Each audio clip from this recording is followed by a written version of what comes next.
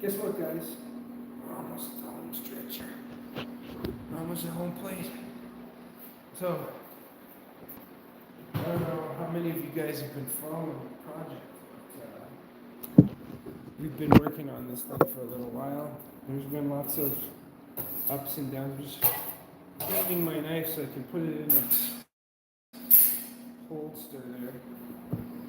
So, we repaired concrete wall, repaired cracks going down concrete wall, flooding, cooling, plumbing, all kinds of stuff that's happened here.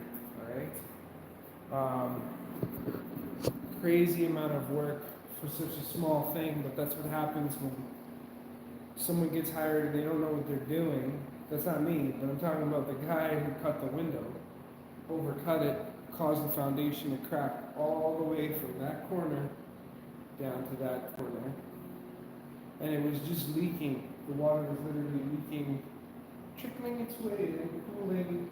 You can actually still kind of see the outline of the stain on the floor. It used to kind of cool here and rot the drywall and everything else, and it smelled like sewage and whatnot. We've tested everything, made sure it doesn't leak anymore, put high pressure concrete in, put steel plates in the wall to reinforce the concrete, because when they overcut that window over there, they cut through the rebar, which made the concrete weak. And being is that outside, you can see that's how high the dirt is right around there, and there's big massive boulders, which is kind of pushing against the house as everything's settled over the last 20 years, causing that problem, which we don't know how long it's been leaking, but it's definitely leaked for a long time because of the sewage smell that was underneath the slab. So we've repaired, we've caulked, they didn't even have the plastic sealed to the floor like we did. So we did it right, because that's how you're supposed to do things. Why do it wrong when you can do it right? Most people just don't know what right is. So we've reinstalled the drywall, new ceiling. There was already a leak up there too. So I said, well, we're here now. What's a couple extra sheets of drywall? We've already ripped out this whole wall. Had to do all kinds of extra work. So now we're at the painting stage. Now, just so you guys can kind of see, this is what we call a three-way corner. When you're mudding and taping, people think, oh, they can just grab my little corner trowel and it'll be done. Well, if you don't know how to make a corner nice and sharp, now that looks like a sharp corner. I can even put the camera up because I'm not shy, because I know that when I do it, I do my best, right? And I had already taped these. They were a little so we needed to put a fourth coat. So we were rushing a lot of it, and you can see this is one that hasn't been done. So it's got a little indentation, some mud's missing. I'll get out of the way, give you guys a better look. And so I figured, why not show you guys how to do three-way corners? Now, in the future, I'm going to get one of them chest cameras so you can actually see me doing the work. It's kind of hard for me to set up the camera when I don't have a tripod. I literally am going to stand this on buckets so you guys can see, and try not to stand in the way of the light, so you can kind of see the process as to how this happens. It would obviously be easier if I had a chest camera, and that way you guys can see the little intricate details I'll do. So what you do, and I'll show you just without the mud, but what you do is you dab your mud so that there's a line of mud right across your trowel, your knife, and then you put it in the corner. So see how I'm grabbing the knife?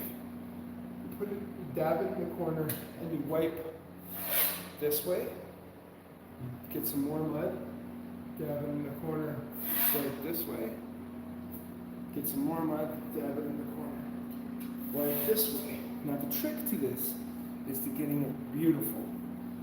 Now you're going to have a rough edge on all sides. So you want to kind of push the mud to the middle of what you're working with, right? So like I would put my knife to that angle.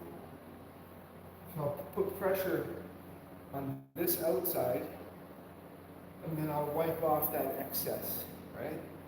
Then I will set my knife up in the corner where, I don't know if you can see that, kind of basically have this edge going into the wall, and I wipe it away, and now it's nice and smooth.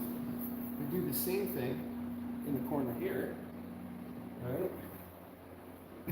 Where I'll lift this end and push on this end to feather this edge out. So I'll go like that and then tilt my knife just slightly away so that it's basically cutting into the side of the wall. So when I come to finish here, I'm doing all the same steps. I'm just going boom, boom, just going boom, boom, boom. When you get really good at it, you can get really fast. But we're not looking for super speed here, we're just looking for high quality work. This is a high-end house. You know, probably $2 million, $3 million house, right? And I'm finding things that they did bad, but not as much as what you would find on an average house. Now, for instance, let's say you get damage on the wall like this, right? I'll take the edge of my knife and I'll score it to indent it, right? So that when I put the mud over it, sinks, there's no hard edges. You just do a nice quick, and it comes out nice and good. Like, this is one of those patches. We'll just have to lightly sand it, and it'll be good. So, without further ado, I've kind of been talking a lot, but I want to explain because I don't think you're going to be able to see everything. I'll do my best to position things. Maybe if I put this light over on this side, right close to the block paper, keep it away from the paint. So, what I was saying, remember this hand like that.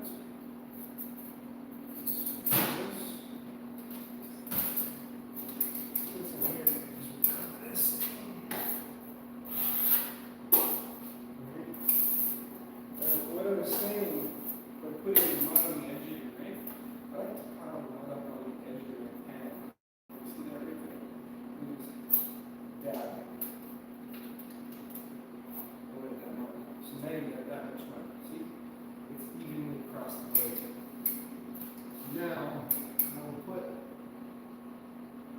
put it against the wall and push it into the corner. Some might fall off this edge, but it doesn't matter. Try and get the mud in the corner.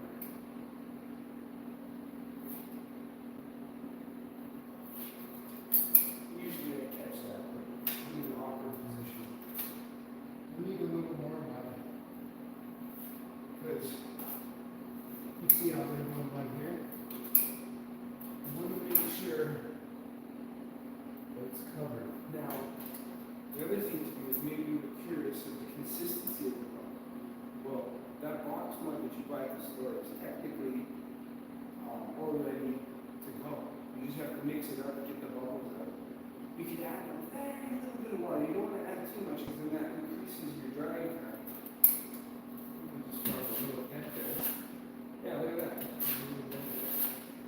Anyways, that increases your drying time, so you want it to dry fast. So I basically don't put any water. And so when you're wiping your mud, that's how you end up. There.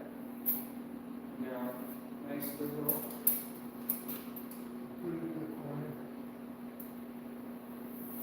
And what I'm doing is, with my knife, I have it against the wall. I'm going to slowly start turning my trowel in as I'm moving down. So I start like this, and then I flatten out.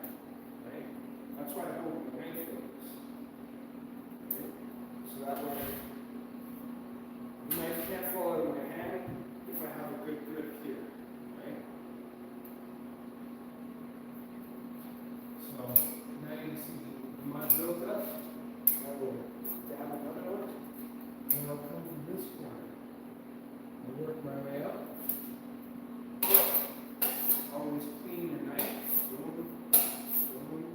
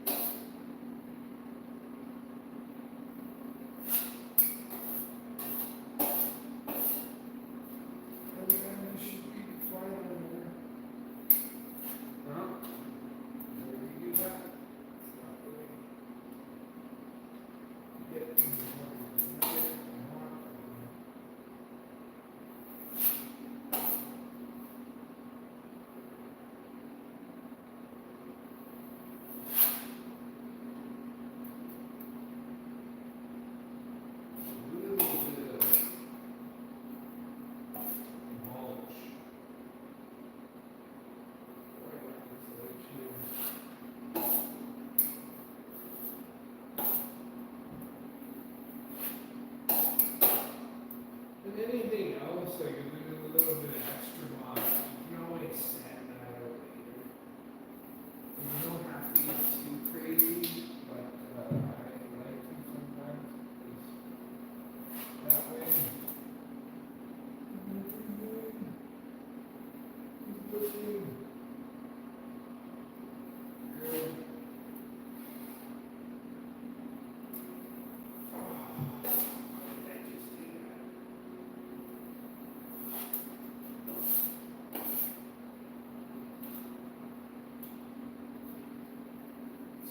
Too much.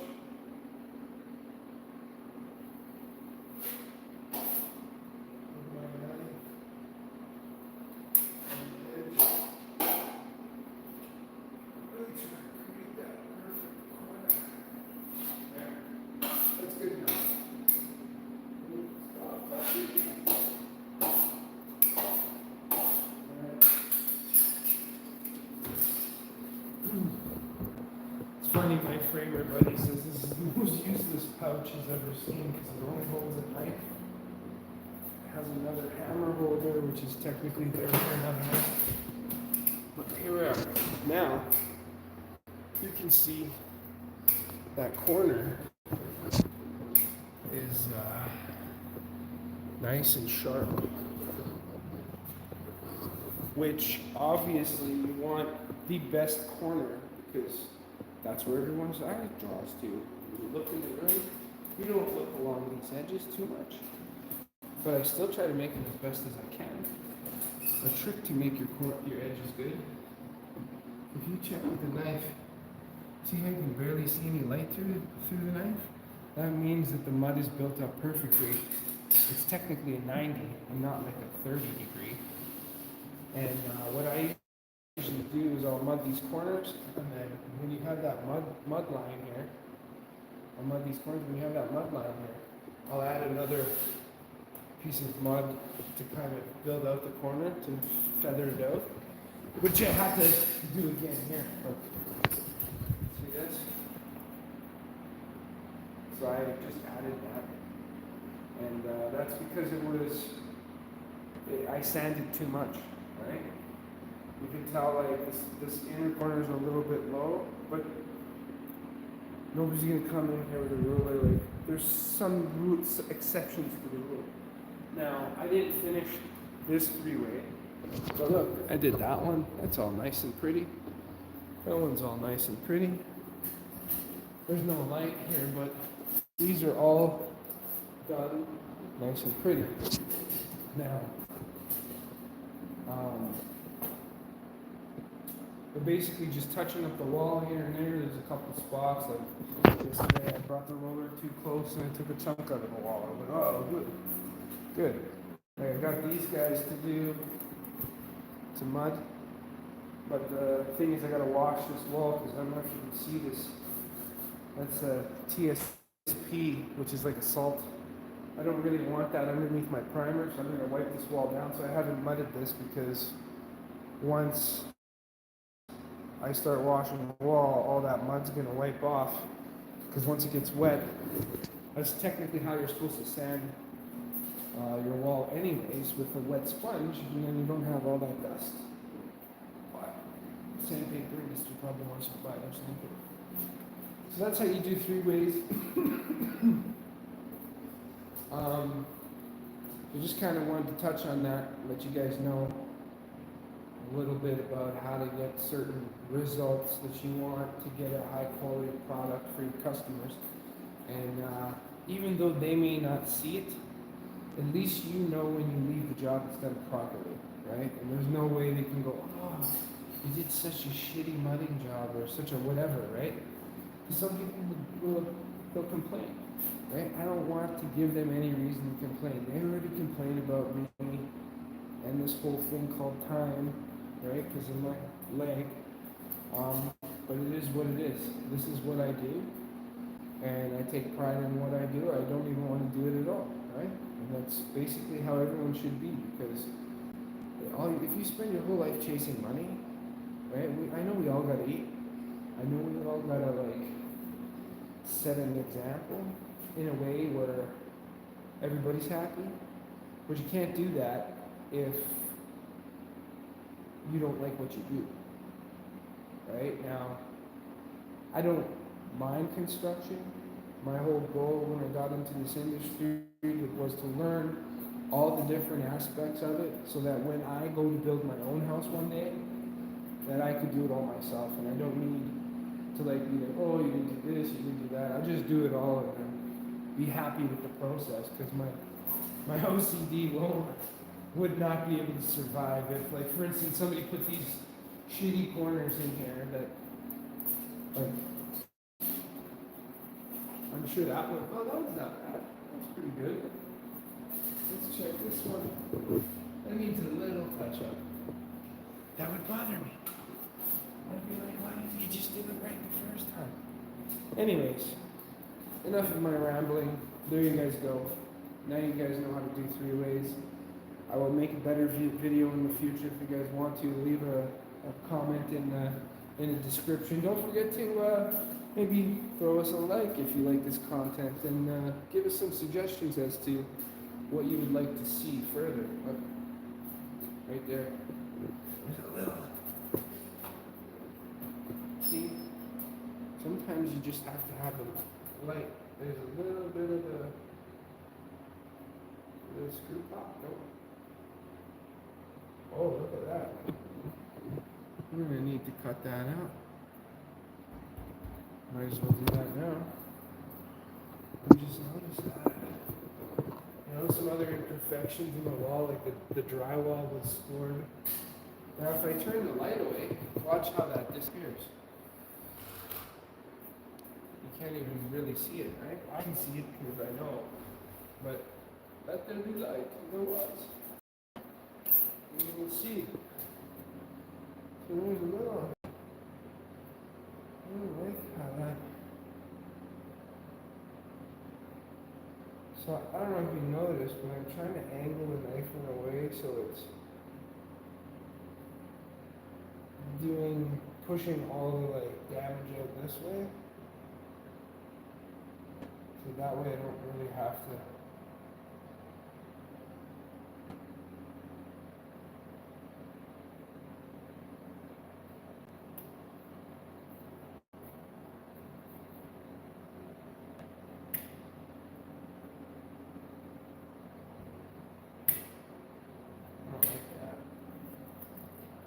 What was there?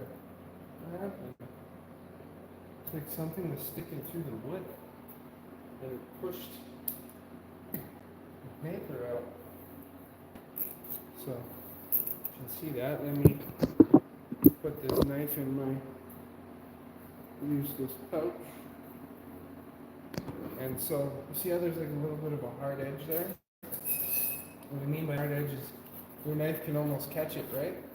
So what I'll do is I'll take the round edge, I'll kind of indent it. Oh, like so. So we're making all that damage pushed in. So when we put our knife over it, nothing can catch it, and it turns out perfect. Any more damage on the wall, we're gonna have to just kind of indented it a little. So there's a screw, kind of a little bit of a screw pop there. I don't like this either. Do that. What else do we got? Do we got anything else? Another little, not enough mud. See? Right there. You can't even really tell, but I can see it right there. And the rest of the wall is pretty decent. Now, to note, I'm using a 500 watt halogen light, and I don't like using LEDs. For one, they hurt my eyes. For two, you can't really use it for mudding and taping. Like, it's too bright. So basically, when you have the light hitting the wall, right, you can see these little scratches because the light's coming up, right? But if I put the light against the wall, you can't see any of the scratches because there's no contrast, right? But These are scratches from the sandpaper. You can see them now, but against the wall you can't because there's no way of a shadow to be picked up because it's directly on the wall. So we'll fill all that, patch a couple of these scratches, and kind of go through while everything's drying. We'll come back and spot sand it literally because this is just prime, right? So my theory to basically anything I do,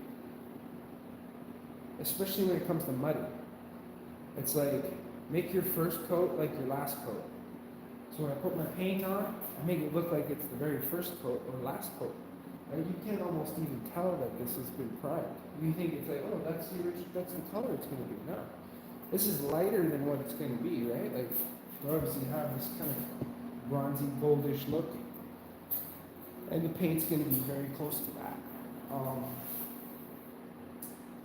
With all that said, we're just basically doing the best job possible, and then making sure the customer's happy, and then going from there, giving the best quality work. You guys have a great day. Thank you for watching, and stay tuned till next time.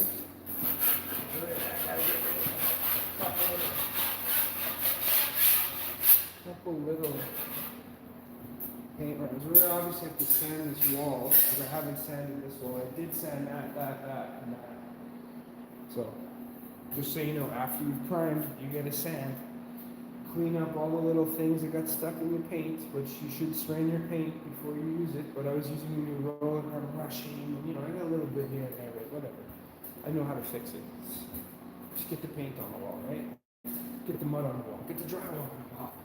Get the studs on the studs to make the wall. Well, I can't put myself on the wall, so I have to use wood.